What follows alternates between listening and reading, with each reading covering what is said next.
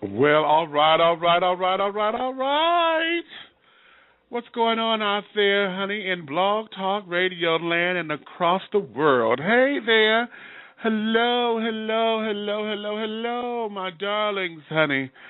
And I hope that you have all of your crumpets together, baby, because you know what time it is, baby, because it's time to dish tea, and you're dishing tea, darlings. With Big Meach. Hey, babies. Hey, hey, hey. Oh, today is a gloomy Monday, honey. Happy Labor Day to you all as we coming together, honey. The official close of summer with this holiday.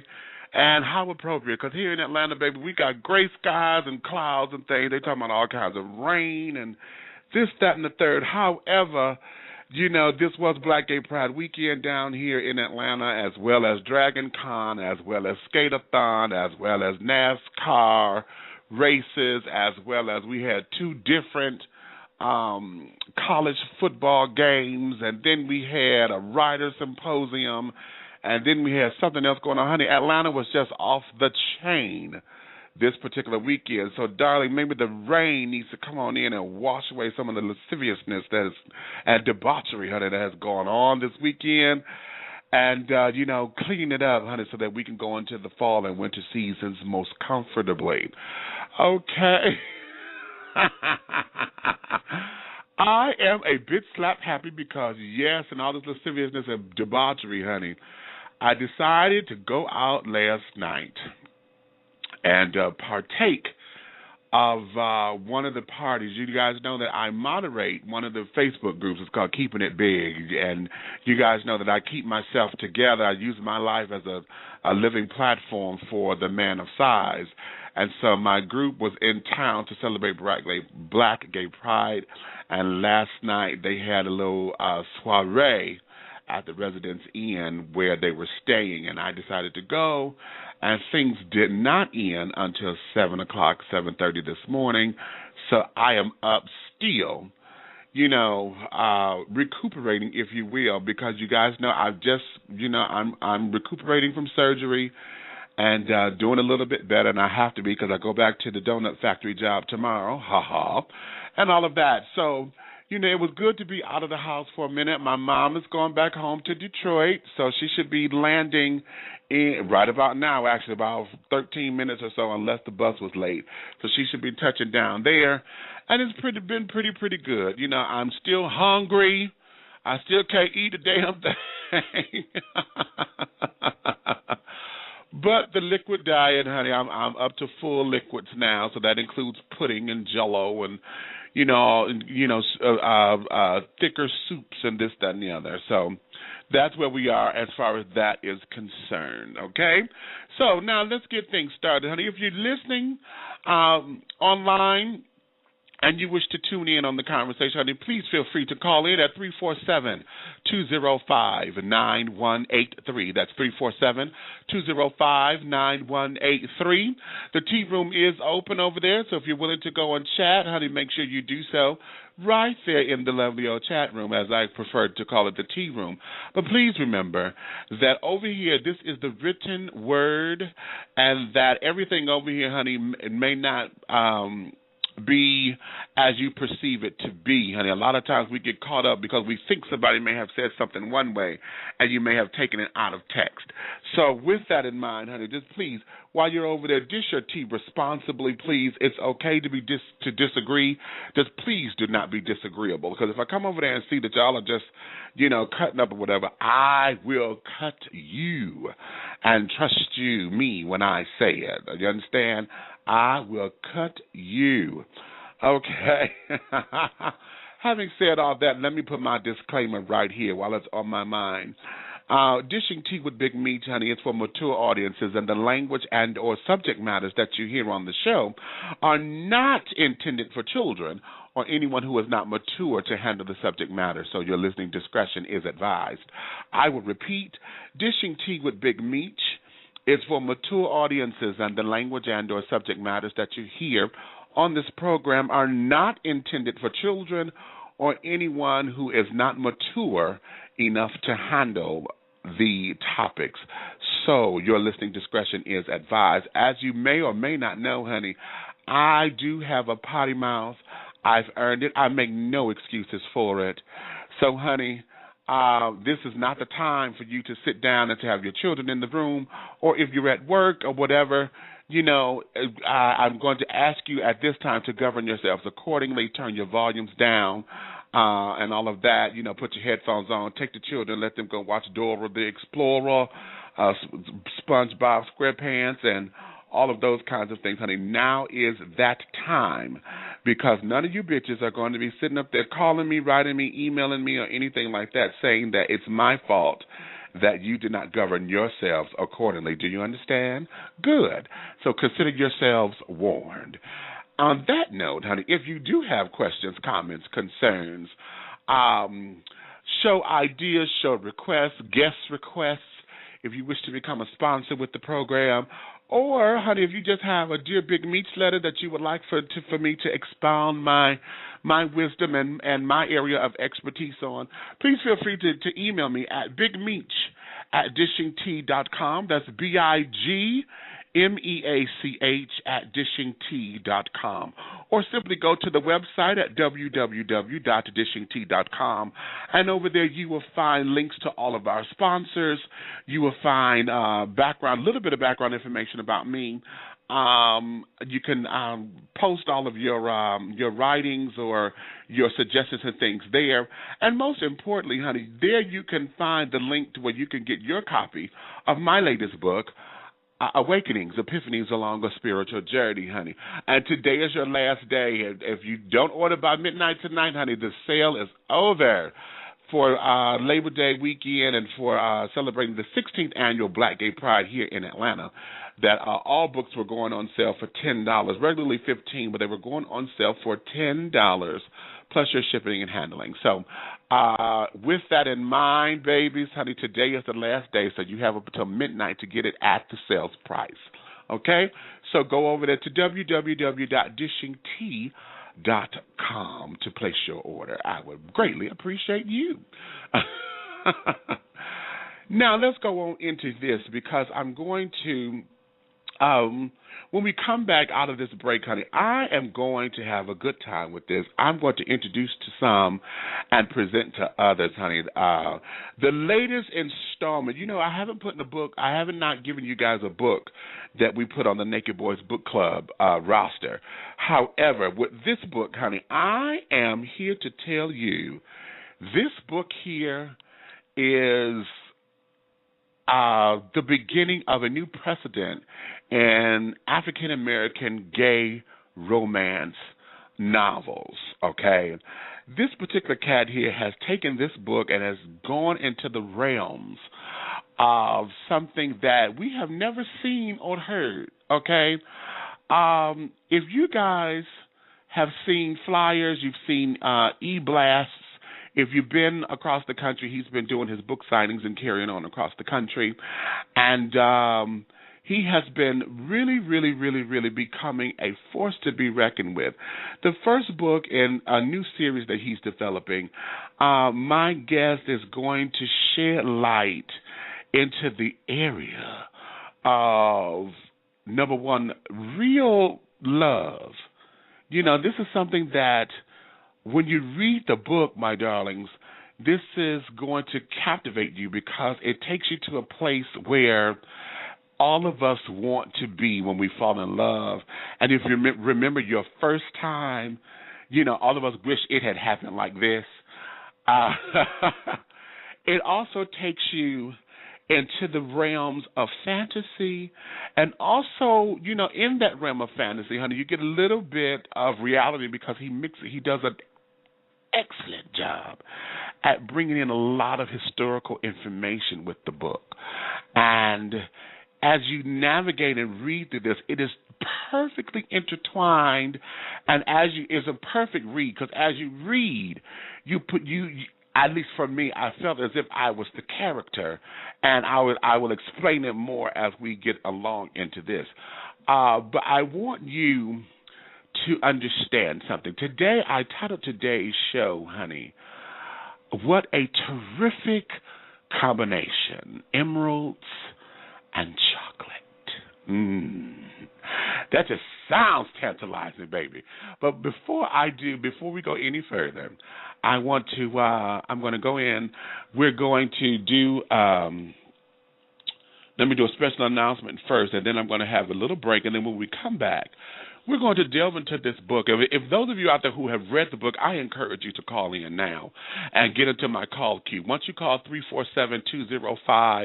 347-205-9183, go ahead and press the number 1, and that lets me know that you have something to say. But I want you to come in on this conversation, and let's talk about the book and talk about it from your perspective, what you got out of it, what did it mean to you. But in the meantime, when we come back after all of these announcements and the commercial break, honey, we're going to be talking with Mr.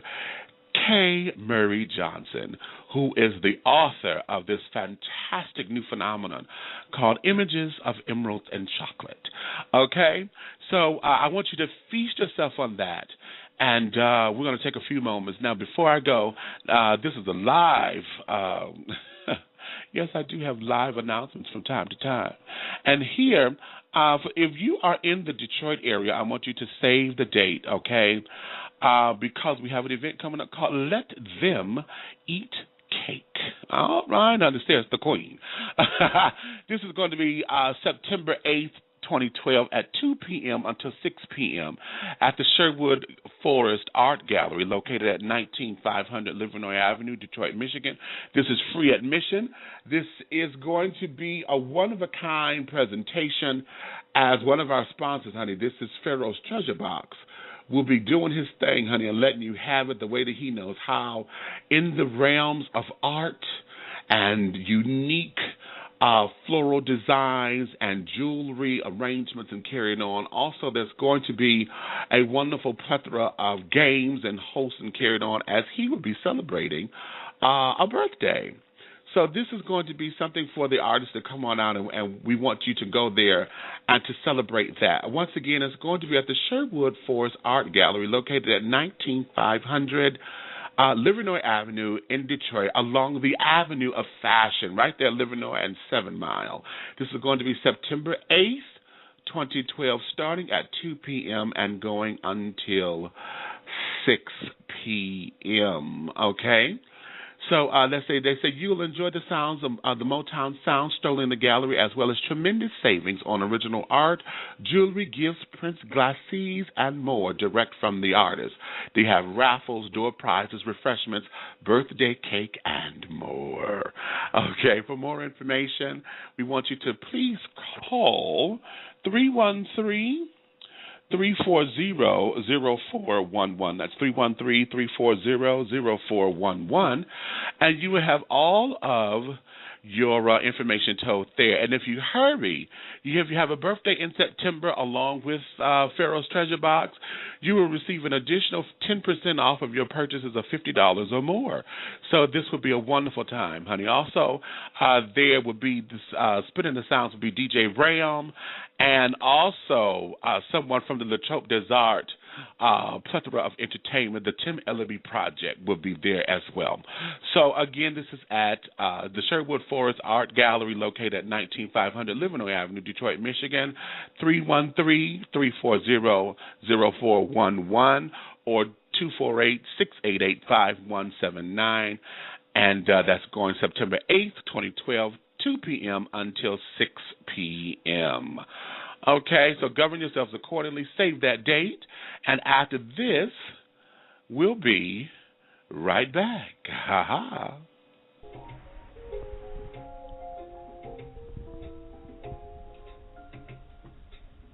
The internet sensation is now in print. Get your copy of the book that will not only change your life, but change your thinking as well. Awakenings, Epiphanies Along a Spiritual Journey is a compelling collection of blogs that have been the pinnacle of spiritual development and discernment for its author, internet talk show host Big Meach. Not only does this body of work offer the insight from his life experiences, it provides the reader an amazing opportunity to go on a journey that will awaken insight into their own higher power while encouraging personal growth and spiritual development.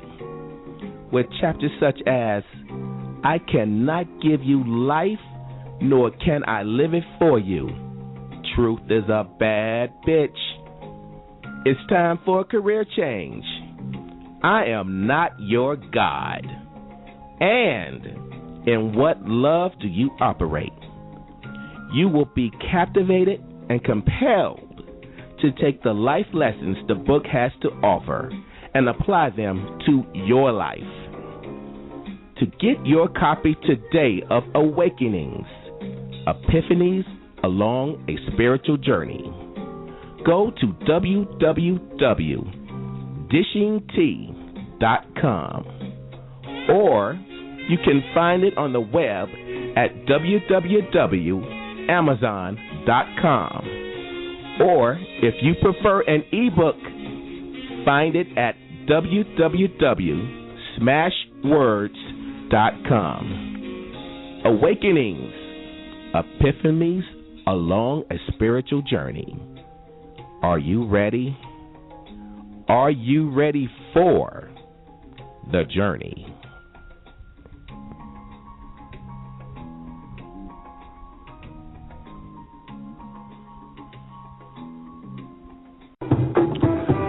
The Big Brothers Network.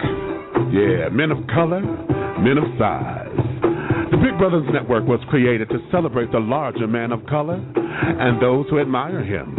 We intend to promote a positive self-image within our community and the mainstream population. Our goal is to embrace our differences, to inspire self-love, and increase camaraderie through positive, brotherly interactions.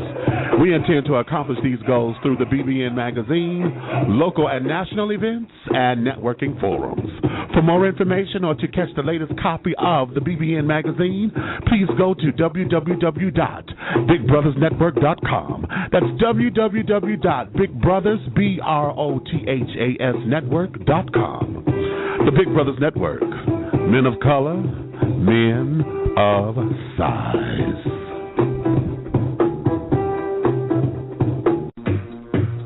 The Caribbean American Boys Entertainment. We specialize in jerk and conch food catering, party promotions and emceeing, entertainment with the Caribbean swagger, island fever on the mainland, bam bam. We also provide customized tour guides through gay-friendly Bahamas to all the hot spots of dining and club life events. Mr. Silvano T. DeMarco is the founder and CEO of the CABC. For more information, please contact him at CaribbeanBoysATL@yahoo.com. That's Caribbean Boys with a Z, ATL, @yahoo.com, or on Facebook at Facebook.com/Silvano T. DeMarco. That's Facebook.com/Silvano T. DMARCO. Caribbean American Boys Entertainment. Island Fever on the mainland. Bam bam.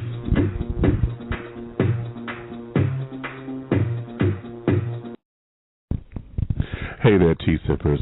We're giving it to you the way it's given to us.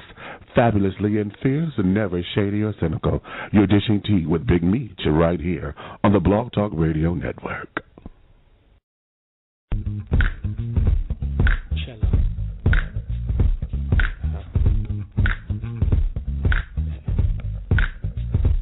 Had the shakes, couldn't even take my way out of it. I was losing weight, man, no doubt she made a love fiend out of me.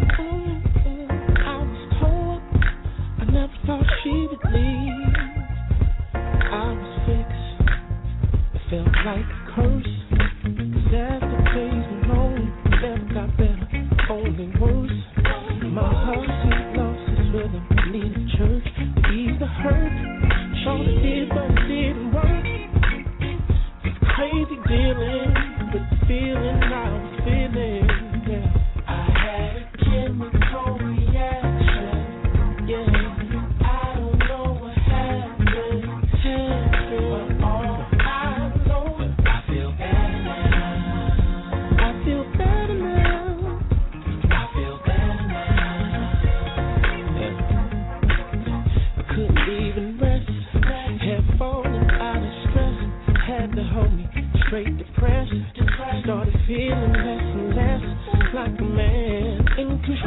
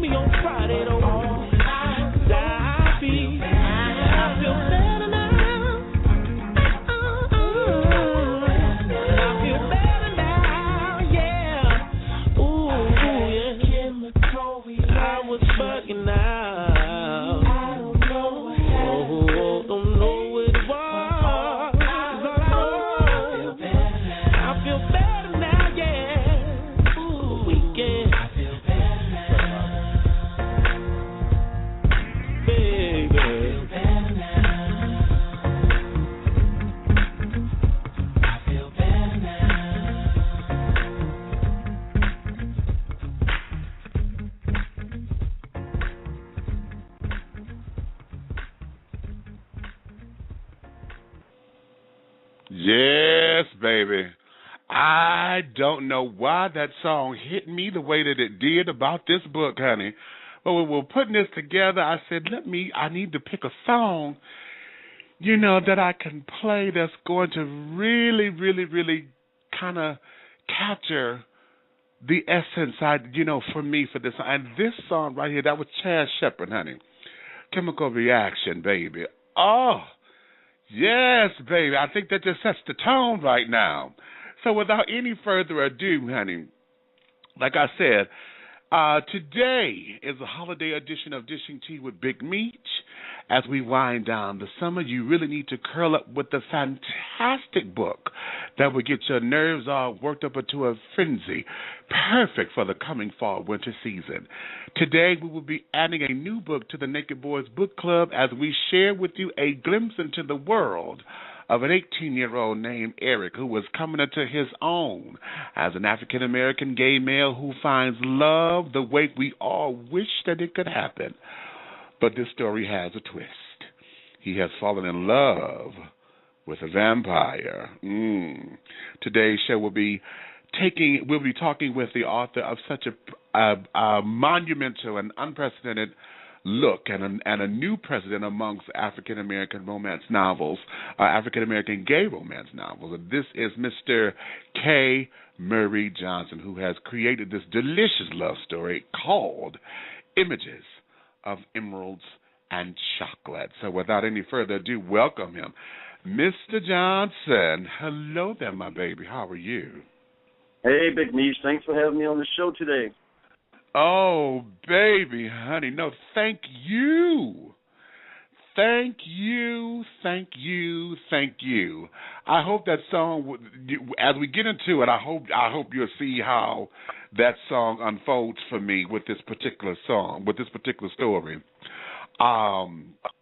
Because I first must give you all kinds of kudos and accolades, honey, because as I was reading this book, and now y'all know I tell my business here a little bit, so let me back up just a little second, because when I first heard about this book, it was back a few months ago, back in May, at the top of summer.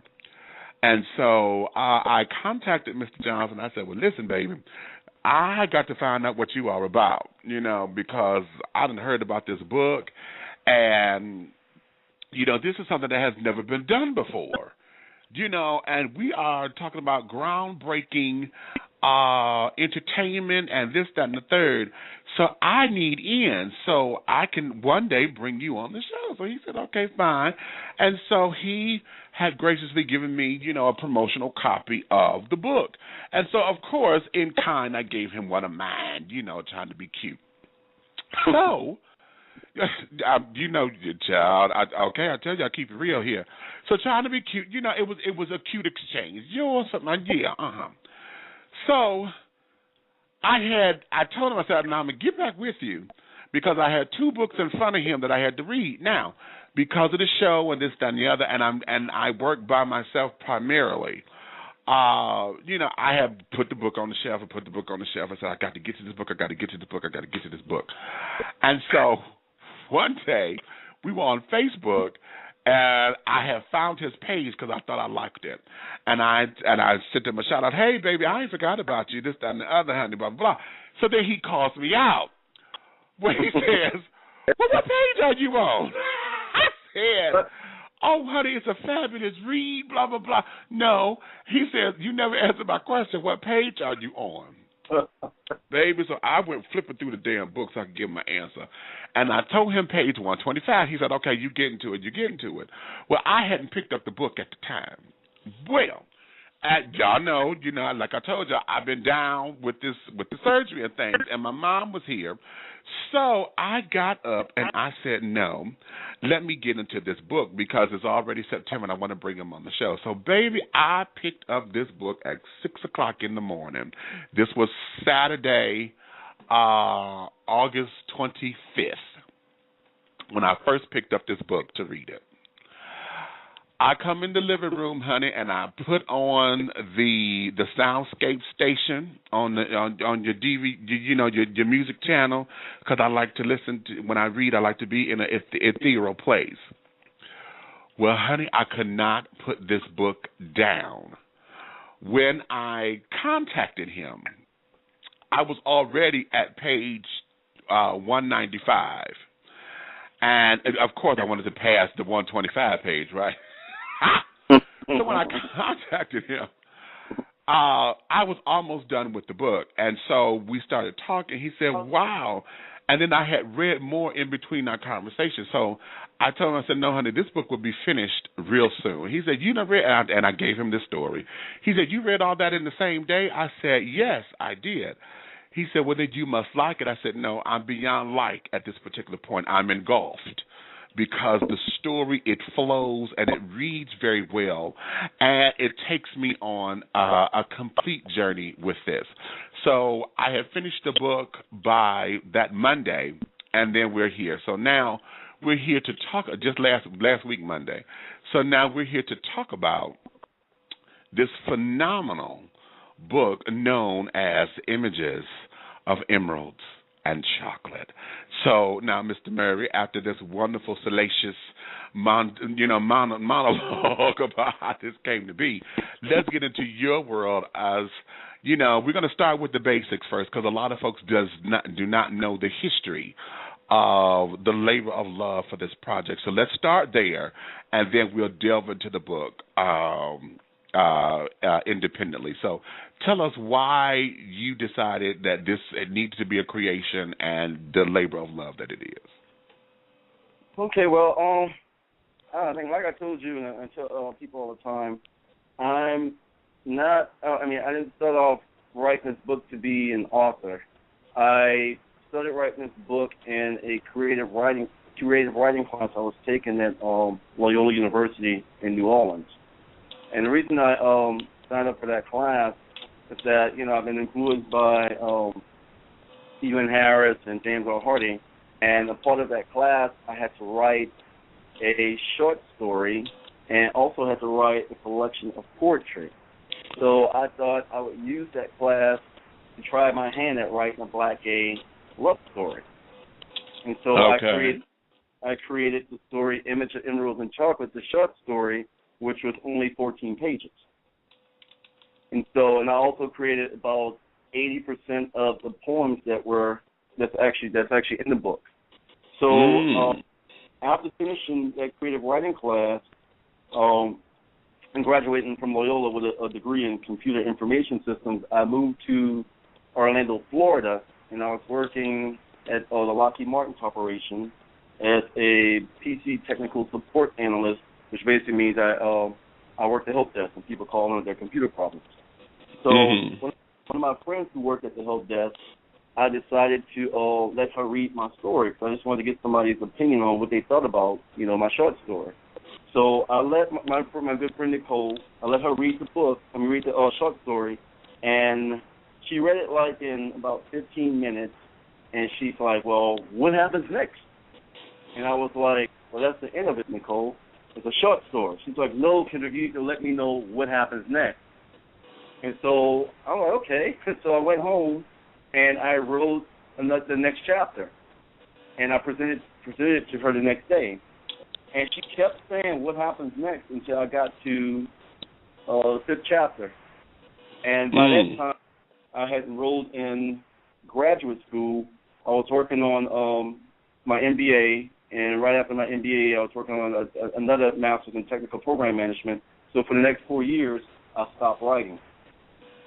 And once I graduated, I moved from Orlando back to New Orleans, which is where I'm from. And I was there for a year and a half, and then I moved from New Orleans to Atlanta. And in Atlanta, I got into a relationship with a guy that was working on a horror novel, and he absolutely loved horror flicks, and I like, vampire movies and, werewolf stuff. So we went on this kick for watching all of these horror movies. And so one day we saw an advertisement for the first Twilight movie. And I had never heard of Twilight, but he had heard of it. He said every white girl in America was into this Twilight. And I'm like, well, I've never heard of this. I said, it's a vampire flick. Let's go see it. So we went to the movie and saw Twilight, and after I saw the movie, I said, well, let me read the books. And so when I got to the second book, it's when I had the thought. I was like, you know what? I'm like, we don't have any really black representation in this area, any real black and no black gay representation. I said, I bet you I can shake up the black gay romance genre by adding a vampire to my story. Mm-hmm. And that's how the vampire got into the story.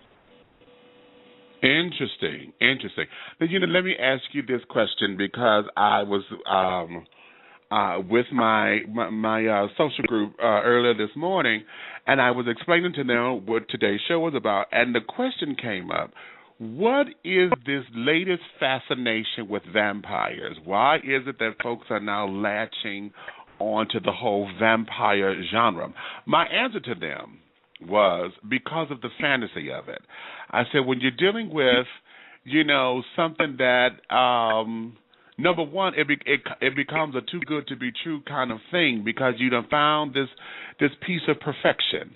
It has come in. It knows how to treat you. It knows how to teach you. It knows how to touch you and those things. And yet, the twist is that they're dealing with their own mortality because they have become a part of the immortal. So it's for me, it's dealing in the spiritual realm. Only, a lot of vampires are deemed to be of negative spirit and this, that, and the other. So that was my explanation to them. And then, it stuck, but, let me hear that from your perspective. What is the fascination that we are seeing with the whole idea of vampires in this culture? Well, I don't know. I think a lot of people are attracted to vampires because, like you said, it deals with mortality. And I'm so surprised that black gay people haven't gravitated to this the way other people. Because, think about it. You get to stay young and beautiful forever, right? And, okay. Black gays love to be young and beautiful. 30 is seen as, I guess, a senior citizen in the gay population. I know. You get to stay young and beautiful, and you don't die. Unless something extreme happens to you, but you get to live forever. And so I think people are afraid of dying, and you get to step outside of your normal reality when you venture off into the world of vampires, and you get to imagine what it would be like to live forever. And the thing with vampires too is, think about it. If you live for 200 years, especially being African American, you in this country, whatever, you've seen a lot, Right. So that's my take on it. You know what? Now, and it's interesting that you should say that, because most of us are already fascinated with the occult anyway. If you look at some of our superheroes or sheroes, because many of us gravitate to a lot of the female strengths, Wonder Woman, Storm, Bewitched, and Genie, and all those kinds of things, where the mortality of these folks is never questioned because they are immortal. And the idea of the whole vampire, that's an interesting take that, that we haven't grown closer to that, as a genre per se. Very interesting. So now let's go here. I was kind of surprised that I guess black people just haven't had anything to read. No one actually ventured off in that realm to actually present something. And I know I'm big into the superheroes. So I love X-Men. I love the TV show Heroes that used to come on. Right. I love anything vampire, and I always think, God, it would be cool if there was like somebody black and gay that was like, one of these heroes, a person that has, it's a vampire that lives forever, the person that have all the powers and everything. It's all, we're few, far, and in between. Okay. All right, well then let's go here into images of emeralds and chocolate. Because, now you've already answered one of the questions, that the poetry that's in here was works of yours. Now, the poetry and the whole student writing class or whatever.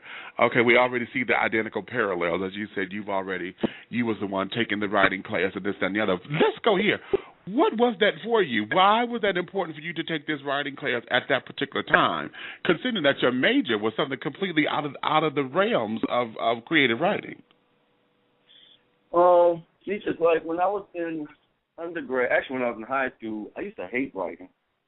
It wasn't until I got to college that I took an expository writing class my freshman year that I actually loved the class. And it took me 5 years to actually graduate from undergrad because I changed my major a few times.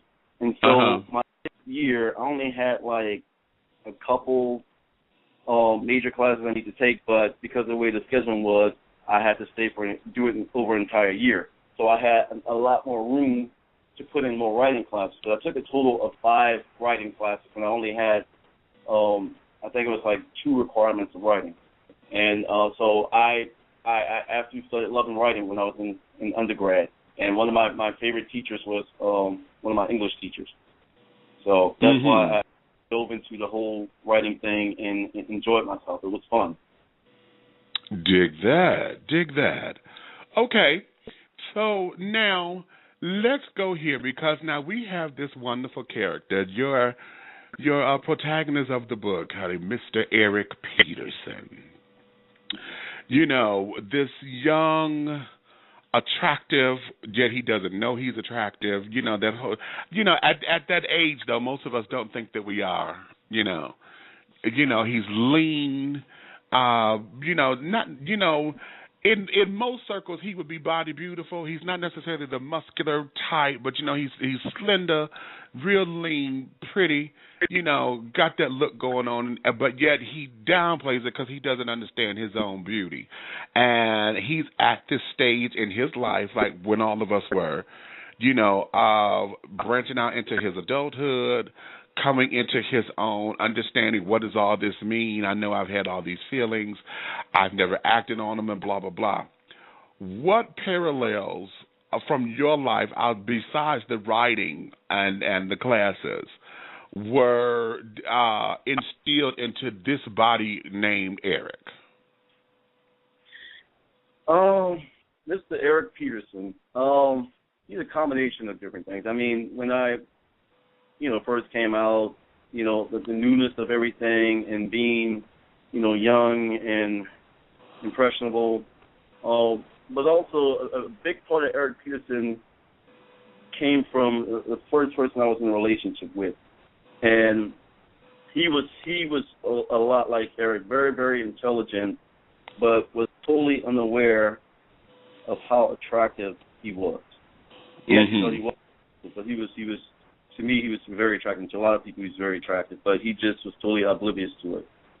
So I kind of captured a lot of him in Eric Peterson, but I also captured a lot of myself in Eric as well. As you know, Eric is a musician.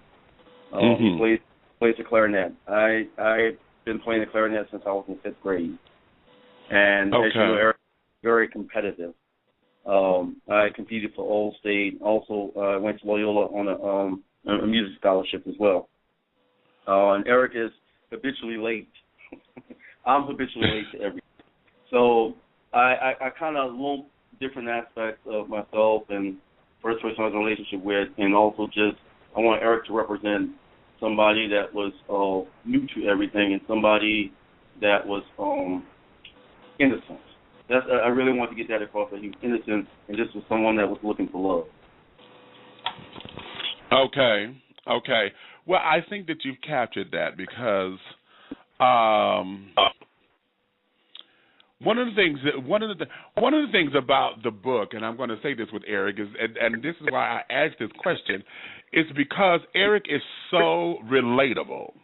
Many of us know an Eric, if not all of us, know an Eric Peterson, that one guy, the boy next door type, just got it going on and know he don't have it going on, still making his mistakes or whatever. But yet this boy is just the bag of chips and the Diet Coke and a couple of Twinkies. You know what I'm saying? And what is fascinating with him, I think that there is the allure, because all of us know that when you find yourself attracted to this boy and don't know why, and then he don't get it, and then that makes him even sexier, and then it becomes even more forbidden because you don't want to damage that innocence and be like, damn. You know what I mean? I mean, my dick get hard thinking about it. Be like, oh my God, what I can do with this boy. But you know, and as I was reading this, I was like, oh my God, this boy here is just the tea. You know. I mean, the other thing too is that I don't know, one of the things that sort of turn me off about people is someone who knows that they're attractive and they always throwing that in your face, you know? Yes, I know. The opposite of it, someone that's totally oblivious of it, and they're just real humble like. That I find that very attractive. Exactly. I'm going to share with folks. Let me read this particular passage because, number one, I want folks to understand the depth of your poetry and Eric's poetry here in the book. As a matter of fact, I'm going to read the piece that you had me read when you first gave me the book. This is located on page 25. And when I read this, of course, I immediately said, okay, I need to see what this is about, because it sets the tone, and also taking me back to where everything was a double entendre, and it was secret because it was your own secret language. It was, you know, your way of telling your story without telling your story for fear of being ousted or outed or whatever. This here was a beautiful piece, and it's called Passion. Preparing him for action, I lifted him up and placed him into my mouth. Carefully, I lubricated the head with my long pink tongue, sliding it up and down his wood. His cane-flavored shaft intertwines with my saliva and fills my mouth, bringing to life the taste buds on the surface of my tongue. I gripped the long piece with both hands for support, and I began to blow and blow and blow. Chills run down my spine as he's about to climax. I press the right keys, hitting his spot, causing him to ejaculate sounds of musical passion. Sweat drips down my face, for the song has ended. I place my clarinet back onto the stand. By Eric Peterson, Advanced Creative Writing. Now, darling, of course, reading that, you know, again, like I said, the cute tease of the double entendre, you know, the whole idea of someone who is longing for that experience to happen, and yet at the same time, you know, understanding that music was his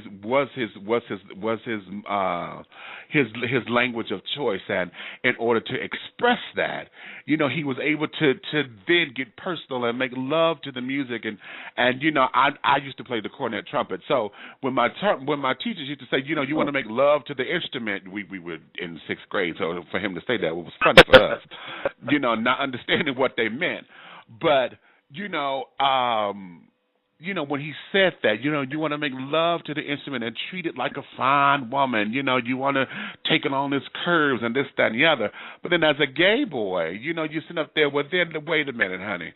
I know I want this to be a man, and so I can do this, and oh, my God, and all of that. That particular tease and this particular piece, when you decided that this piece needed to be a part of the book, what was the essence behind it? Because that's all, and I'm not done elaborating on this piece, but those were the first things that came to me when I read this. Well, I wrote that piece, actually, I wrote that one after I finished the writing class. And throughout the book, I mean, you read the book, so throughout the book, I wanted to have some little sexual teasers throughout. And I thought that would be funny to have to make it seem like it's one thing, then by the end of the poem, it's something different. And right. a lot of times I'm at my different little book events, I have people read that poem, and that captures them, and they want to get the book right then and there. Okay. Nasty. You know we nasty.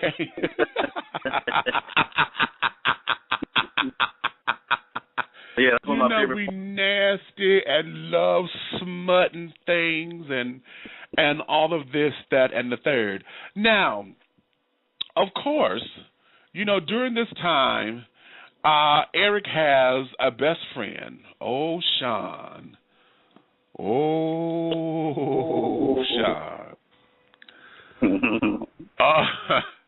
And see, Sean makes me nervous. Okay?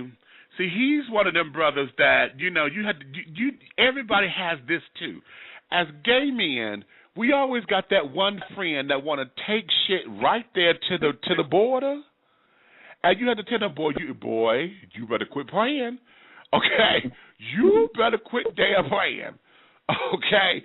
And they seem to get a kick out of it, just to know, oh, I'm just pulling your chain or whatever the case may be.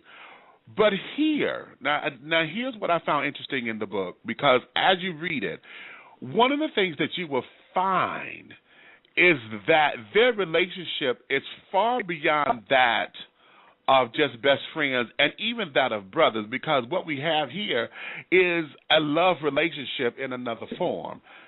For now, and I'm gonna pinpoint that right here as we get into this, because I say that for now, because I'm telling you, like I know, honey.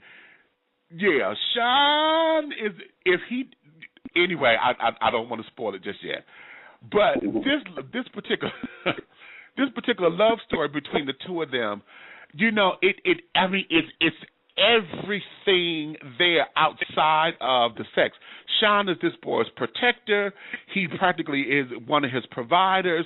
He's a confidant. He's a mentor. He plays instruments, and is in the band with him and carrying on, in the trumpet section and all of that, or the rhythm section. And this done. So, they have all of this in common. And yet, Sean is the hoe because, he's sitting up there fucking everything that he feels ought to be, blessed by his presence and his good looks and things. And, his swimmer's body and this, that, and the other, being on the swim team. And, and that's the other thing, part of the fantasy. Not only is he that he's a jock. What gay child don't love the jock's child? Okay, he on the swim team. And this, that, and the third.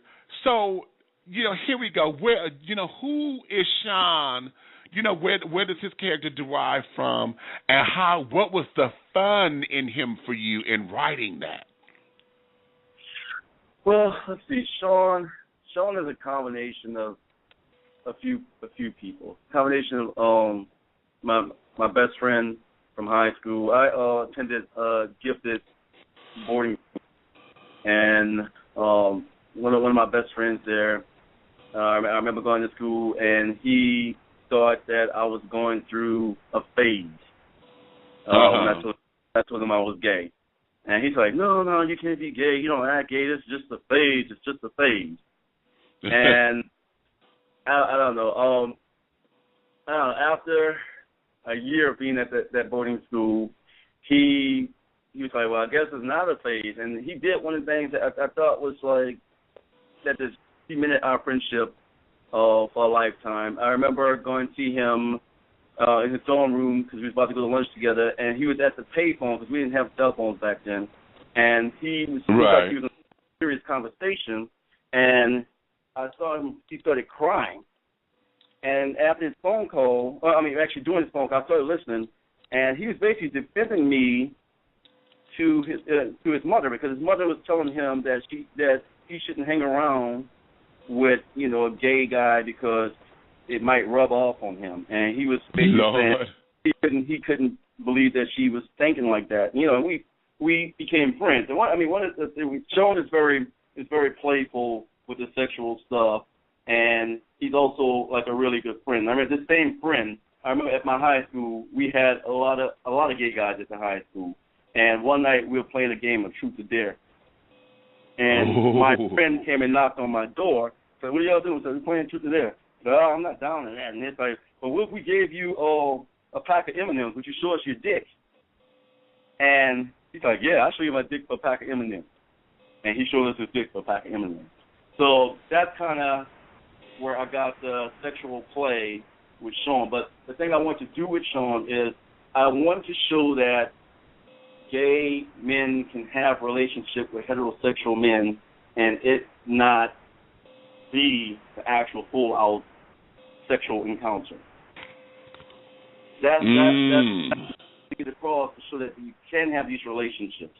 And like I say, my friend from high school, we've been friends for, I think, about 17 years now. Mm-hmm. Platonic friends. Right. So, yes, my darling. And then Sean's brother. Okay, the grand dame herself, honey, the Miss Thing, the socket to you, the everything, honey. She is the guru. Of course, being someone who is, who has been out for a minute, got the boyfriend, and et cetera, to my knowledge, this was probably Eric's first representation of someone who was out and about and proud, and that was Roland. This is Sean's brother. That's true. That's correct. So now the whole idea of, okay, the packaging, how we as gay folks, when we see folks who are like us or whatever, now are we supposed to emulate this behavior or what do we do? That whole crossroads there, because it's unspoken in the book, but you kind of feel a little bit of that with Eric's comments, like, oh my God, Roland is so out there and this and the other, and oh, I could never be like that, or I kind of wish I could be, but I could never do that around my parents, and this whole thing, and oh my God, he has a boyfriend, and this, that, and the third. So that whole mental twist with that on how to pattern oneself, or what kind of gay man should I be, and the representations that we have with that. Because Roland is out there. Roland don't mind being a queen, honey. She's a girl. Okay, and makes no secret of it. I am woman. Hear me roar. WOMYN. Okay. And that kind of thing. So now here we go with Roland's character.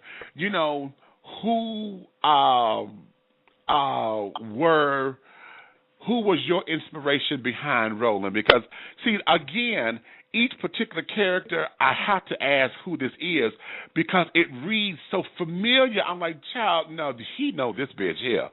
Okay, even on down to how she clutched her pearls and carried on and cocked her head to the side of, well, all right then, you trying to be cute and this, that, and the other. But I'm just saying, and all of her antics that she went through.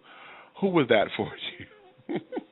Yeah, Roland was a combination of a couple people. First, as you know, Roland gave Eric a lot of good advice on, you have sex for the first time, these are things you should do. And Roland with Roland, I wanted to show that, just because Roland was femme didn't necessarily mean he was a bottom, And I wanted to go against stereotypes. But the whole mentor give advice came from one of my really good friends that worked at the New Orleans AIDS Task Force and back home. When I was in high school, he was someone I could call and ask all kind of questions. That time, I was just getting into things, so I had like a million questions about, sexual stuff or, what should I do with this and that and all this sort of stuff. And he would always be there like a big brother and would answer my questions. He wasn't necessarily queen like Roland, but he was that person I could talk to. Now the queenish part of Roland came from one of my another good friend of mine from New Orleans.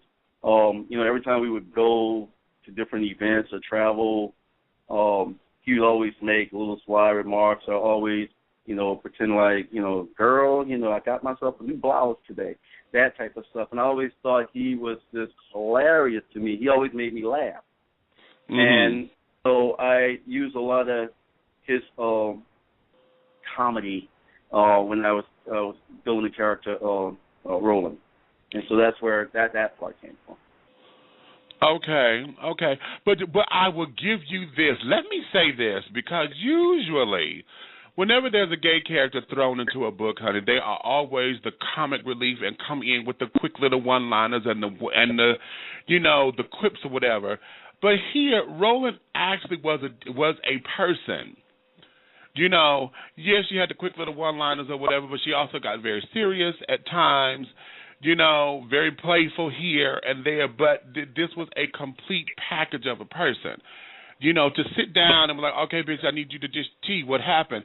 And now, for me, Roland came across like a mother, because in a lot of instances, during my very flamboyant days of living my life as a gay man, I have a number of children up under my belt and carrying on who we had those kinds of conversations with. You sat down and, bitch, when you sit up here, you want to make sure you go dish that kitty and this, that, and the other, because you don't want this, you don't want that. You always respect the man, honey. You don't treat no man like no queen and this, that, and the other. You want to make sure you understand the difference between the piece of trade and the husband. Exactly. That's and all of this, that, and the third. So, I know in my walk, I became mother to a lot of my kids.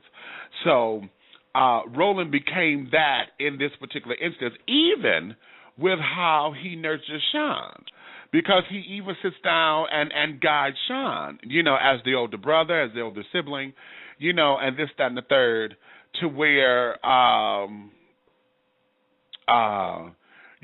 he was the one to tell Sean, okay, now she's family. When we're talking about Erica carrying on, she had to school with Sean and this, that, and that. But like, okay, now you be careful and don't go playing with that child's emotions, honey, because she don't even know what she is just yet. But don't be fucking up, okay? That kind of thing. Because if you do, I'm gonna cut you, because that's a precious little baby. Now don't you do nothing, that kind of thing. And it's very comforting to know that, though there were playful moments, honey, there was still the human side of it. It wasn't just comic relief and Miss Thing and snap a finger, clutch my pearls, the stereotypes. And I'm very, very, very glad that you say I want to go against the stereotypes. And if to know that this girl, honey, she's versatile, and if she tops as well, honey, that was the sickening part. I was like, okay, woman. Okay, woman. Well, Meach, just because you might be, a little feminine, this, that, we know drag queens that like to, fuck a football player, this, that, the other. So I hate when people tag stereotypes on different sectors of the gay community. Exactly. And we have that because we're such a plethora of ideas and emotions to where we don't come one size fits all. And I know what society wants to label and deem as gay, and this, that, and the third. However, we don't all come and fit into those modes. And so whenever we have that, it is very, very, very, very misunderstanding, and a lot of folks can't grab it, and it's not meant for you to sit down there and to grab. Like I tell my heterosexual counterparts, just because you are a heterosexual man does not mean that you like to have sex in the same position and you like this, that you're textbook. You have your own quirks, you're your own person, and this, that, and the other. So that there's what I love about these three characters here, because they intertwine very, very, very, very well. Now, we're going to take a break here, because now we're getting ready to go into the good part, and that there is the introduction of Marquise and Santiago, honey. Because, see, at first, Santiago was one of them bitches, she could easily be a bitch that you would love to hate. Okay, easily, because she's a messy bitch. This bitch is messy as hell, and everybody knows this kind of girl. Everybody knows this bitch. Everybody knows this bitch here. At the same time, okay, wait a minute, because she roused me. At the same time, because, see, as a transgender activist, you know, and Santiago's not transgender, at least not now. I pinpoint. As a transgender activist, I had to learn how to deal with that element of society that no one wants to deal with. You know, a lot of the girls, you know, the T girls, you know, are very resistant and resilient and very defensive and things of that nature until you learn them. Once you learn them and find out where their source of pain comes from, then you understand that sense that they take and where they are. So in understanding and coming to grips with Santiago and understanding his backstory when we finally got to it, okay, bitch, yeah, I see where you at. See, I got it. But yeah, we're going to get into her, and then we're going to get into this the whole image of Emerald and Chocolate when we talk about Marquis. So let me take a quick little break, and we'll be back in just a few moments, darling. We are talking with K. Murry Johnson, the author of this fantastic new book, Images of Emeralds and Chocolate. Honey, y'all just got to get it. You just got to get it, okay? And right now, we'll be right after these messages. Pharaoh's Treasure Box. Fine art, unique jewelry, and sensational 3D silk floral arrangements. Creations by Taps. For all of your decorative needs, contact Pharaoh's Treasure Box at 248-688-5178 or 5179. Again, that's 248-688-5178 or 5179. Or you can email at Pharaoh's Treasure Box at yahoo.com. That's Pharaoh's Treasure Box, PHAROAHS Treasure Box at yahoo.com. To see the collection or to purchase, go to www.buysellcommunity.com/store/Pharaoh's Box. Again, that's www.buysellcommunity.com/store/Pharaoh's Box, and that's PHAROAHZ Box. Pharaoh's Treasure Box of Detroit, Michigan. Fine art, unique jewelry, and sensational 3D silk floral arrangements. Trade Day Management and Publicity Firm, an Atlanta-based PR production and management consultancy firm specializing in aggressive publicity and exposure campaigns, artist development, leveraging mutually beneficial relationships, and brokering deal with integrity. At Trade Day Management, enjoy a touch of Southern hospitality with a universal appeal.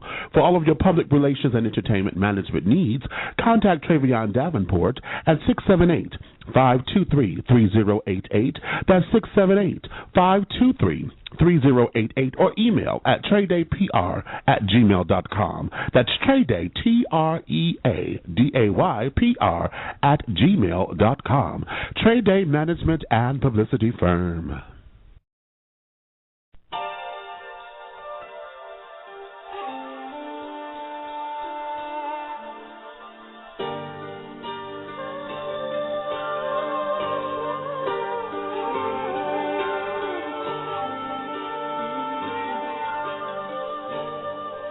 Loving you was but a dream,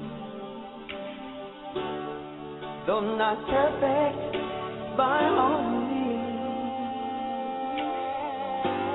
Couldn't you hurt within a dream, oh baby? In reality, don't know why I keep coming back to you. I don't know why I keep running back to you. In my dreams, all I see is a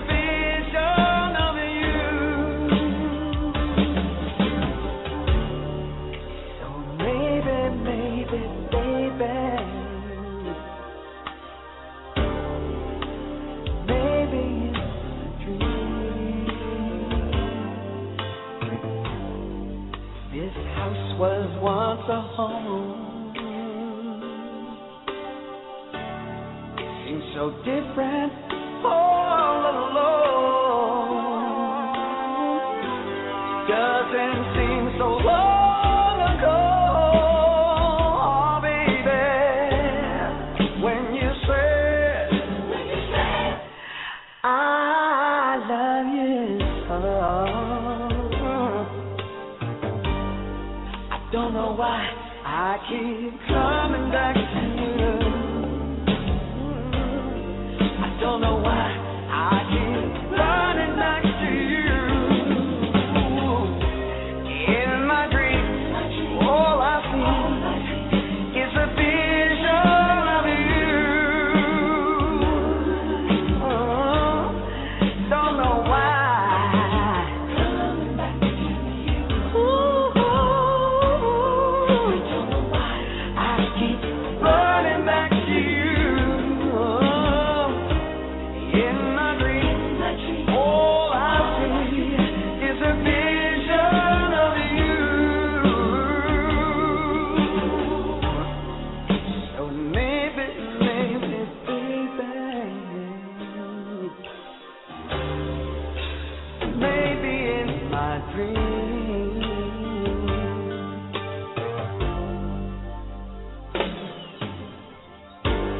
Maybe one day, maybe far away, maybe dreams will come true. Maybe one day so far away, oh baby, maybe in my dreams. Don't know why I keep coming back to you. I don't know why I keep running back to you.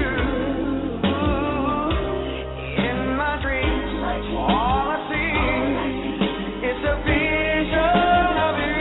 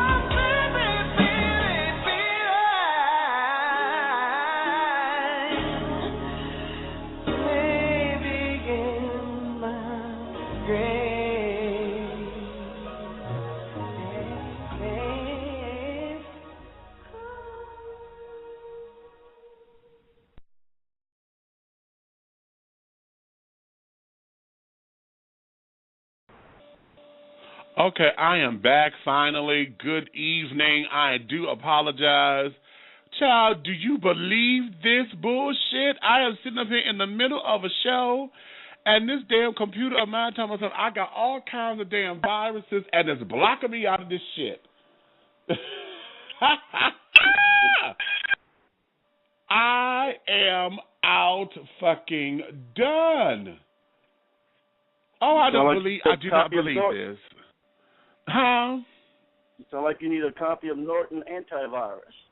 I need something on here because something just set up here. This damn thing here, I don't believe this. And then it's blocking everything. Every time I try to log in and come back in, I usually use Mozilla Firefox, and it won't even let Mozilla open. So I had to go into Internet Explorer and now it's trying to block it, and this, that, and the other. Oh, Lord, this is ridiculous. So please forgive me for that slight little pause. Yes, I'm trying to get this together. And the thing of it is, I think this thing here is a virus itself because, of course, it comes up with the little shield and thing, talking about something, you know, we can unmove this, and then you click on, okay, remove it, then it says $89.99 for this damn virus thing. Fuck that. Anywho, it interrupted my flow because I played that last song by Larry Dunn, maybe in my dreams, because it fits the next segment or segue of what we're into, and that is going into understanding the realms of Marquis and Santiago and his brand of bullshit, and also all the other people who are key factors within the life of Marquis. So, having said that, let's go into Marquis, or Marcus, as some folks will call it. Let's understand his plight. Where does he come from, and why is it that he had this unbelievable history?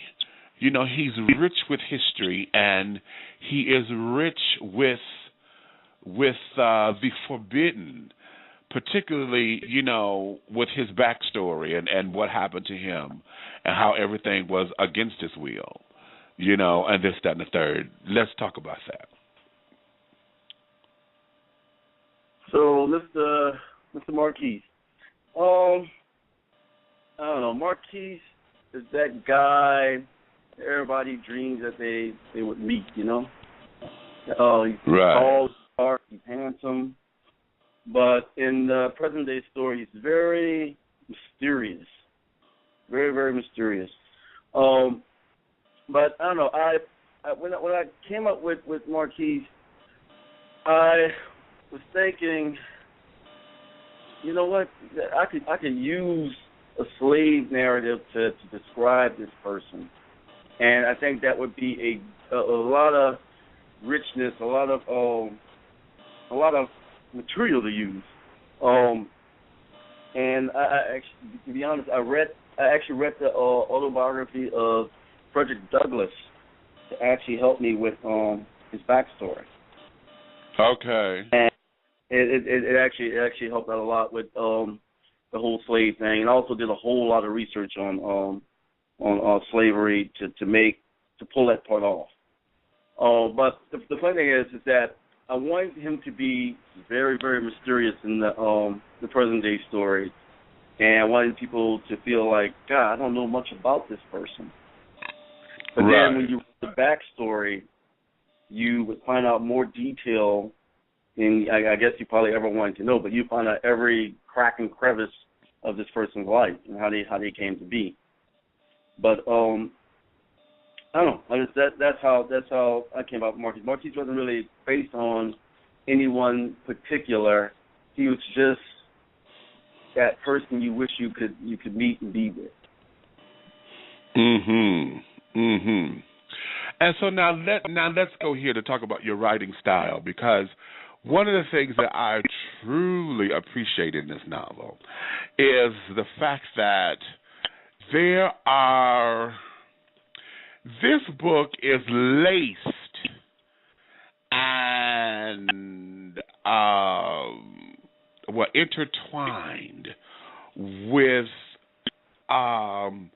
different kinds of real demonstrations of what love is. Let me go here with you on the personal note, because writing so prolifically about love in these particular forms, because not only do we have the modern day love of this young cat coming into himself, and then the art of falling in love and then being with someone for the first time that you're in love with, which everybody wishes and hopes that this is who they are. Then on top of it, You know, like I said, the love relationship between Eric and Sean, the love relationship between Sean and Roland, the love relationship between Eric and Roland, the love relationship even between telling the backstory with the slaves and this, that, and the other and all of that. What is your personal affinity about showing love in this perspective? But one thing, I mean, one of the stereotypes that I hear a lot is that gay people are just sexual beings, that they cannot maintain loving monogamous relationships. And that's something I want to dispel and shine light on, because although I toy around with sexual stuff between the romantic relationships, 95% of my relationships, the sexual stories, happen within monogamous relationships where people love each other. And like you said, it wasn't just the love between the romantic love, but it was also just the love between friends and family members. I just wanted to show it, and I wanted to build it. You know, I didn't want it to just seem rushed or contrived. I wanted my readers to grow with my characters, and I wanted them to feel the love that my characters felt for one another, especially the relationship between Jeremiah and Emmanuel. Yes, Lord. After that, you know, that feeling of loss and the feeling of a loved one, losing a loved one for my vampire extended over a couple centuries. And so that allowed me to exaggerate, to show how one could feel that feeling of love, and it transcends time. And even, now see, you know, Isidore, who is one of the villains of the book, you know, who was even upset with Emmanuel, you know, and had gotten into this frenzy because Emmanuel would not let loose that, you know, those particular feelings, or would not let loose the pain of love of that loss, you know. And then over time, you know, Isidore believed that it was in the way of Emmanuel's gifts. You know, okay, because you're too busy focused on this, that, and the third, you know, you can't perform your duties the way that I need you to do this, you know, in his sinister plot to take over the world, you know. Okay. However, that there is even that, because I consider that to be a part of love in its adulterated sense, because it wasn't the love of the person, it was a love of what the person can do for gain, you know, what we now call pimpdom these days. But at the same time, you know, that there is still present in the book, you know, amongst the characters, and even in the backstory where we introduced other people into that were part of Emmanuel's and Marquise's past. Now, you know, let's go here, because I'm going to read another snippet in just a few moments. However, let's go here, because one of the things about the read, this reads very smoothly. And just to set up the precedent, just to set it up just a bit, Marquise and Eric meet each other in class, you know, for class or whatever, as Eric gives him the tour of the school and this, that, and the other. That's their initial meeting, and they become classmate partners. So throughout this, they have to exchange and share each other's work and this, that, and the other.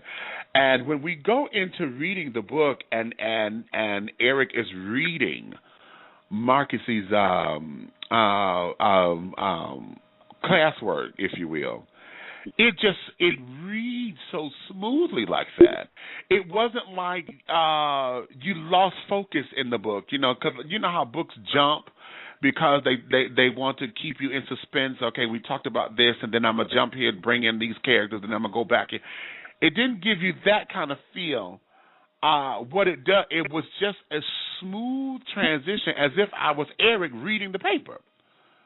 It took me right there. I was like, oh, okay, well, okay. Let me see what the next installment is, because I then got into, okay. Oh, good, he got the new installment. What's happening? Like you said, your friend was telling you, okay, well, what happened next? Well, then what happened next? I got that feel when I was reading that. Like, oh my God, okay. And then, of course, for me, being the inquisitive mind that I am, I then knew what was going on. I was like, you telling something here, So, dealing with that was really, really cute. And then comes,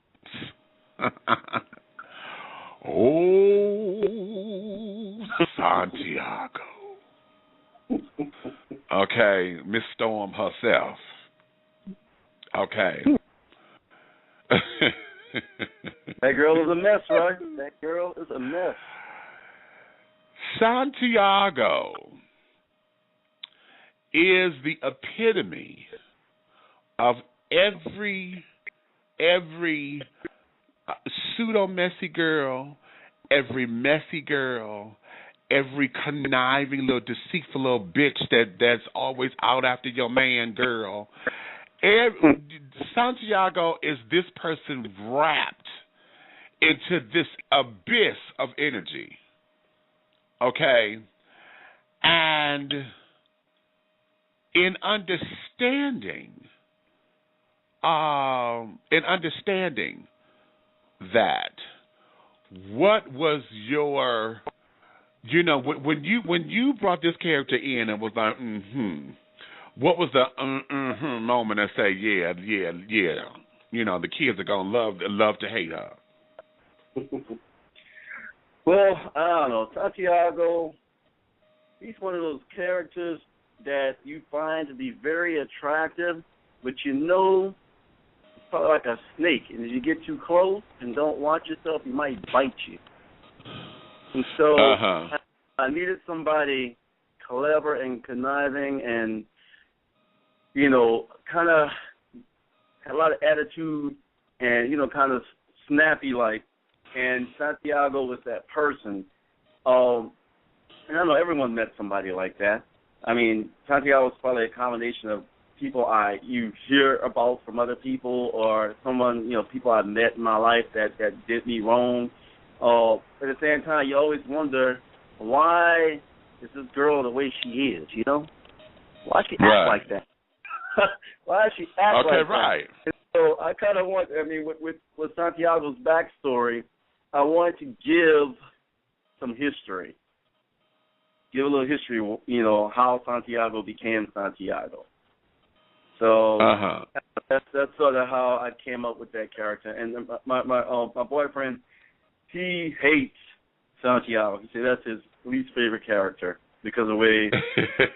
Yeah. Well, like I said, Santiago is that character that's easy to hate. Because she come across so raw, and she come across so fucking finicky and conniving, to where she even had a redeemable quality about herself, which lets me know, okay, bitch, you ain't all that, you're just rough around the edges. But when somebody get to that heart of yours, honey, you can actually be somewhat decent. But those are a lot of layers to peel back.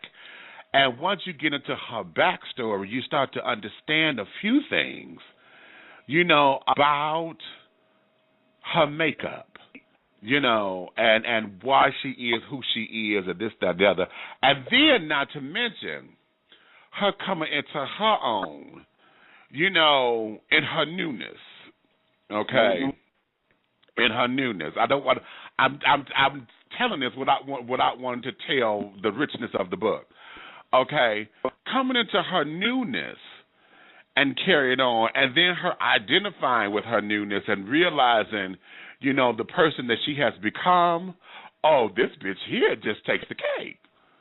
Okay, knowing that she can play with folks the way that she does and the way how she does is really, you know, too much to handle. Okay, and so like I said, she's real easy to hate and real easy to say, okay, you know, I'm about to slap this bitch. Even Eric said that. Okay, you know what? Okay, what's up with her? Okay, what's up with her? Because now, sweet boo boo, I'm at my wit's end now. Somebody better say something to her. Okay, because exactly. I'm not, you know, and for Eric to have said that at this particular point, you know, says a lot, because Eric is just a soft-spoken person to where a lot of folks would have thought Sean was going to be the one to come, okay, you know, let me go kick this bitch's ass. And it was like, no, you know, you know, I'm trying to get it. It ain't like that. But this girl gonna make me hurt her, or at least say something to her, and I'm gonna hurt her feelings. Okay. And I don't know. Okay. Santiago was evil. You saw the stuff he did throughout the book, where he tried to get at Eric on the slick. Right. Okay. Right. Some redeemable characteristics at the end of the book. And actually, I'll give you this. In my next book, which is coming out Halloween 2013, Santiago is actually going to be a speaker. Oh. Interesting.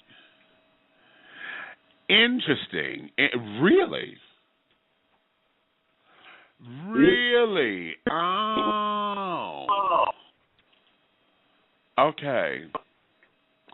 See, there's more with this SB6, honey, that I got. You done planted that in me so heavily to where I got to find out what the hell they finna get ready to do, child, because this SB6 is tea. You know, it is, you know, the one to cure, the one to this, and the, you know, the this, that, and the third, honey.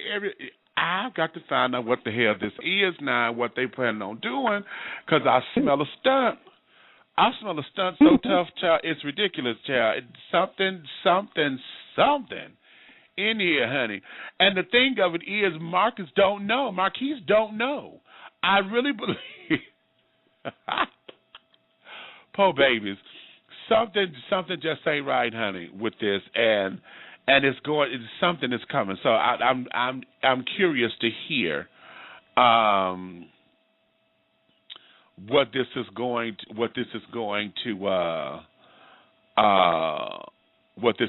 to do. But let me go here. I'm going to read a couple of pages that's going to outline here. I'm going to give the audience this little bit because I want you to understand where I was in the book, okay? And I'm going to start at page 215, okay? Okay. All right. Did you really design all of the HIV/AIDS exercises in this packet? Eric flipped through the 53-page document on the HIV and AIDS awareness before placing it into the orange binder. He was now working on his 99th packet. Eric was wearing a garnet tank top and some gray gym shorts. That's correct here, said. It's a collection of HIV role-playing scenarios I've put together and facilitated throughout the year in separate workshop engagements. What number are you on? We only need 200. I just completed my 100th copy. They're sitting in Marquis' executive-style office. There were 3 very large pieces of furniture that decorated the room. All were off-white with streaks of brown lines. A computer desk with shelves and elegant glass doors was along the back wall. Marquis sat in a big brown leather chair that separated the computer desk from the large executive desk. Eric sat in a black fold-out chair in front of the executive desk. To his left was a humongous bookshelf. I have one more to go. You're so smart, Marquise. Not as smart as you are, Mr. Peterson, Marquise responded as he stood up and looked at the digital clock located on the doorway to the office and stretched. He was shirtless and was wearing some white silk pajama bottoms. It's 3:15 in the morning. Are you tired yet? Nope, I'm still wide awake. He still couldn't believe that someone as attractive, athletic, smart, and as kind as Marquis was into him. The combination of that thought and looking at Marquis' half-naked body made him extremely horny. Eric placed his last packet on top of the pile of binders located on the executive desk. What's on your mind, Mr. Peterson? You look like you're up to no good. Eric was standing by the desk with his arms crossed. Eric walked over to Marquise, who was now smiling and showing off his pearly white teeth, and wrapped his arms around his neck while passionately kissing him. He could feel Marquise' dick getting hard and pressing against his stomach. He was not only enjoying the moment, but he also felt Marquise was squeezing his ass. Eric was glad he took the bathroom break an hour earlier to shower and utilized Roland's advice on cleanliness. You better stop here. You're about to get something started up in here, Marquise teased as Eric seduced him further by sliding his tongue deeper into his mouth and attempting to explore Marquise' tonsils. With one swift move, almost like magic, Marquise continued to passionately kiss Eric while pressing the heels of his binders off the desk, pushing the heels of binders off the desk. They made a loud, chattering sound as they hit the floor. Do you think we're ready for this? Marquise moaned in between kisses. Way past due, Eric managed to respond. His heart was beating like a snare drum during the Star-Spangled Banner, and his breathing was rapid with passion. Eric's hand migrated within the confines of the elastic of Marquise' pajama bottoms, stroking his massive tool. Marquise ripped Eric's shorts off, and as if they were made of paper, the articles of clothing went flying onto the floor. I love you, Mr. Eric Peterson, Marquis confessed as he sprinkled licks and sucks and kisses southwardly. He lingered on Eric's nipples, growing area, and toes. I love you too, Eric moaned. I mean it, Marquis emphasized. Eric was now lying on his back on the large executive desk, and Marquis was in between Eric's legs, leaning over him while looking directly into his eyes. You're my heart. I haven't been intimate with anyone like this in a very long time. I couldn't do this if I didn't think you were special. At that moment, Eric felt the love extend from Marquis' soul and embraced him tightly. I know what you mean. This is new for me, and I love every moment of it. You're like a dream come true. You haven't seen anything yet. Turn over and get on all fours, Marquis directed. Eric did as Marquis requested and didn't ask any questions.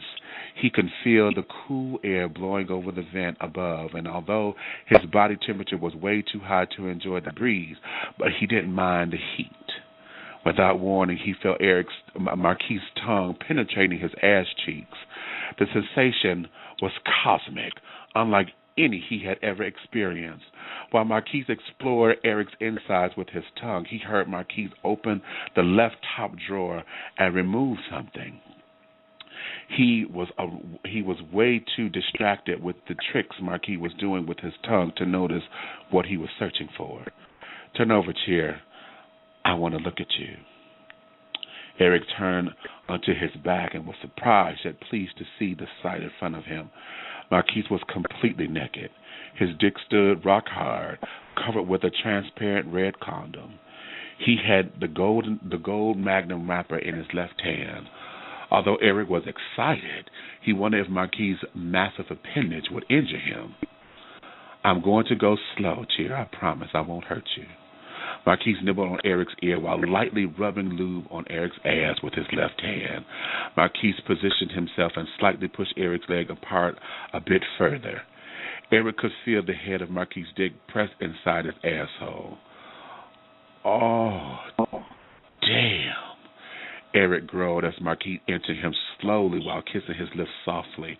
Marquis stopped. Are you okay? Am I hurting you? No, Marquis, don't stop. You feel so good.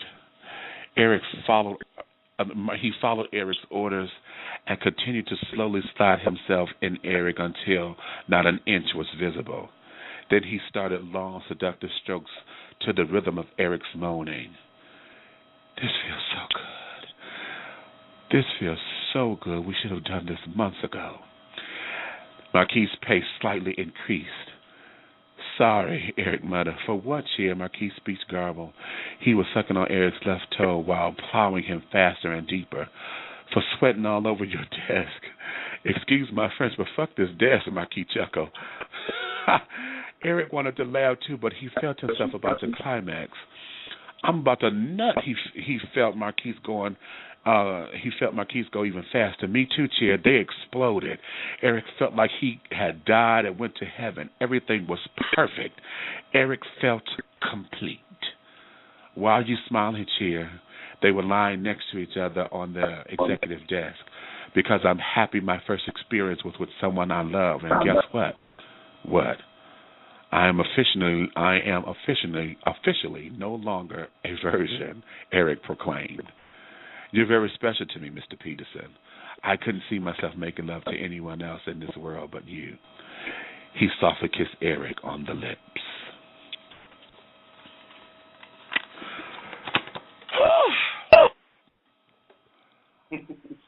Okay. You okay? Are you okay? Oh, I'm fine. I'm fine. Oh, but Lord have mercy. Every time I read that, I've read that like 3 or 4 different times because I was like, really? And what it did, it took me to a place where this was, I felt the newness of it. I felt like I was Eric at that moment. I felt like, oh my God. You know, just to have the, you done got the trifecta. You know, you have this gorgeous somebody, honey, that everybody wants, man, woman, child wants. Okay, he is into you with the same intensity, and then on top of it, you realize that you are really in love with this person, and they are in love with you. So you done hit the trifecta here. And then to have your first time be with someone who had all of these qualifications is completely breathtaking. And in this scene, and then also what I love about it, though you gave the sex, you didn't give it, you still kept it cute and kept it between lovers. You didn't give me the locker room talk in this. Although it could have been real easy to do. You didn't give me the locker room talk. You gave me more of the whole experience, and to take us on this journey with it and this, that, and that. That there is absolutely genius for me because it was for the reader. So in going through all of this, how when you're writing the sex stories and carrying on, how does that work for you? And where does that take you? And are you reminiscent, or is this the fantasy that you wish or want, or things that you and your husband or your boyfriend or whatever experiment with? What is all of that for you when you take the reader on that journey? Let's see, the sex scene. Well, it comes at page 215, so the book is 306 pages. So right, okay. It took a while to get there, but I wanted my characters to fall in love and have that solid foundation before they actually got into the sexual. And even in that sexual interaction, I wanted that safe sex message in there. That's why I mentioned the condom. I could easily skip over that part, but I wanted that safe sex message in there. As far as writing the actual sexual involvement that happened, I mean, I have a healthy sex life, and have had a healthy sex life over the last 18 years. So I pull back from experience, also a little bit of a little fantasizing too. We're doing it on top of a desk and all of that good stuff. But I wanted Eric's first time to be memorable, and I also wanted it to be entertaining for my readers, and also just just fun. I really enjoyed writing that scene. I thought it was good the way it was done. Okay, well, I'm telling you, honey, at the time that it comes in, and like I said, it really took us along the journey of understanding love in what a lot of us wish to have, want to have, and et cetera, et cetera. And then for those of us, honey, I'm 42 years old, and I just told this to the children that I've been out for like almost 28 years now, okay? So as someone who has been out for such a long time, and then who has come into his own, I had my first lover when I was 12. So along this particular journey, to be able to reminisce and go to a place that either sometimes I feel as though it wasn't me, that I wish it was, that it had happened like this, then I was glad for him. I was like, good for you, honey. Good for somebody got it. Somebody actually got it. The way it ought to be. And then the whole idea of the fantasy of it, this is going to be my husband one day, honey. My husband and me go, this is what I dream of when I think gay wedding or gay marriage or whatever, that this is what is all encompassing in this. So for me, this particular journey, it becomes multifaceted, even though we're talking about the realms of vampires and this, that, and the third. So then, of course, we have, the part in the story where it, and it runs over very quickly because, in fact, that is our cliffhanger. Well, one of them. There's several, but as far as the love relationship here, I'm interested to see how this is going to develop in the next book, because we at the disbelief portion. Is this real? With all the information that comes out and this, is this real? Is this really happening? Could this be? What does this mean? The whole question aspect of it, and it takes the readers there, because I know when I finished the book, I was like, oh, goodness, you did not end like this. Okay.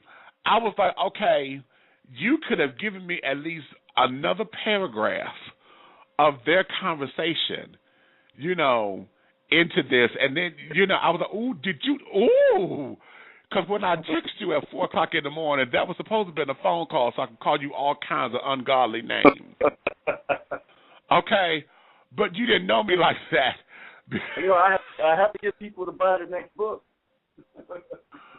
Right. And I had to remember, I said, no, honey, we're just meeting and say he don't know me yet.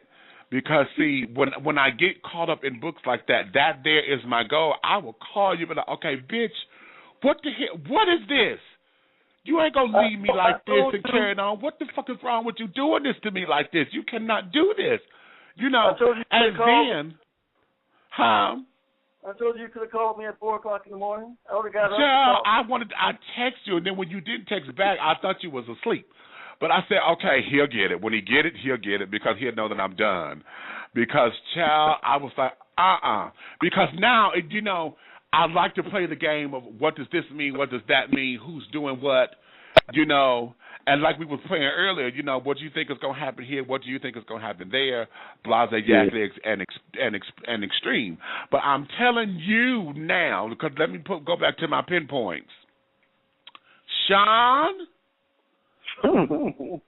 first off, how could I say this without giving this one? No, Sean and Santiago. I'm just gonna put it like I'm gonna leave it there, because baby, whatever is fixing to derive between these two children here, it's going to be something. It is really going to be something, because damn it, their energy levels are too they're too close in energy. It's like a positive and a negative, and they're going to cancel each other out. You know what I mean? To where this could be a perfect love or that whole coming of age kind of thing, particularly for a straight man, to have been around this for so long. And this, that I'm telling you, Sean is going to be critical in this. And I'm gonna tell you this privately. I ain't gonna put this on the air because if this happened the way I think it's gonna happen, Jesus, this ain't gonna be right. It ain't gonna be right. It ain't gonna be right in no way, shape, style, form, or fashion. But at the same time, it would be so ironic. And it would be just the jab that Santiago needs to feel redeemed, baby. Ooh. Ooh. Okay? It would be just the jab that this bitch needs to feel as though she has redeemed herself, even though she has all those other redeeming qualities of being a good person. If this were to happen the way I feel it's going to happen, child, this bitch should get all kinds of kudo points, and then she will then become the person that everybody want to hate. Okay, she will then be the bitch that everybody is gonna want to hate. Because that ain't gonna be right. But anywho, let's do this because I want everybody to know where can they pick up a copy of the book, how to get in touch with you. Are you doing book signings? What is your schedule and your tour and stuff? People can get in touch with me on my website, and they can get the book from the website, which is kmurryjohnson.com, and that's Murray without an A. So that's KMURRY Johnson, JOHNSON.com. Right now, I'm trying to plan something in D.C. and then in New York, but I haven't scheduled it yet. But all of my upcoming events are on my website. And like I said, the next book, sequel to Image of Emeralds and Chocolate, is going to be due out Halloween 2013. And well, alrighty then. Contact with me is just to go to the website, kmurryjohnson.com. Well, alrighty then. We are down to the last 60 seconds, so I'm going to say thank you so much for a compelling book. Yes, this is definitely a good read. This is definitely worthwhile. It is the first of its kind. And, honey, you have just set that trailblaze, baby, to take us into the beyond. And so I thank you. I'm looking forward to adding the next book of the series into this so that I can find out what's going on, and we will move forward from there. So without any further ado, let me get you back. Oh, honey, thank you. Thank you. I really appreciate you having me on the show. This has been very, very enjoyable. Thank you so much. All right, my darling, let me get you back to your husband. You have a nice Labor Day. You too, baby. Happy holiday. Bye. Bye-bye. Lord have mercy, child. That there, I'm telling you, if you really want a good read, honey, this is the book for you, okay? Images of Emeralds and Chocolate.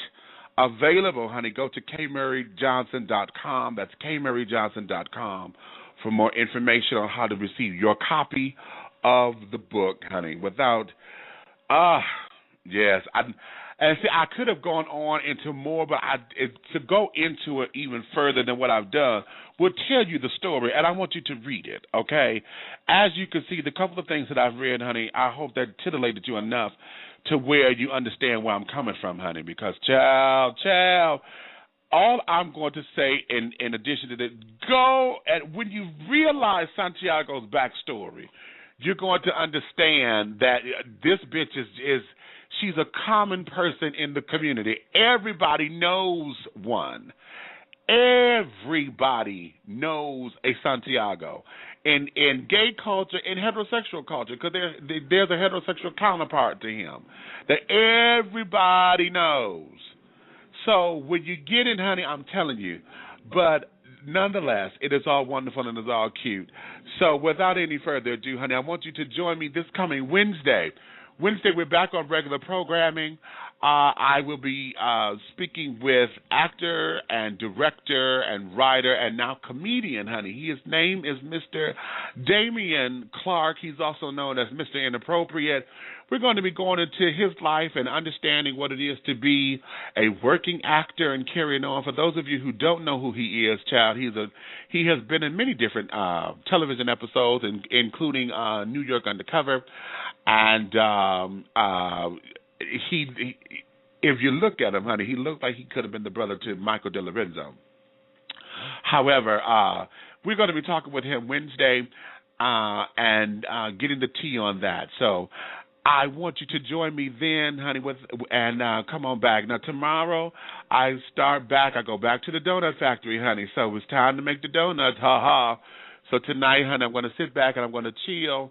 Well, I can't do too much chilling. I got to go take care of some business, and then we're going to get together and make this happen. So without any further ado, honey, you may finish all of your crumpets, honey, because the tea has been dished, and you've been dishing tea, darlings, honey. With Big Meach, honey. If you love me, tell a friend. If you hate me, tell an enemy. But do know this. One way, shape, style, form, or fashion, honey, this thing will move forward, honey, okay? So without any further ado, darling, you have a safe and blessed, happy Labor Day, and I will speak with you guys on the next time. Ciao.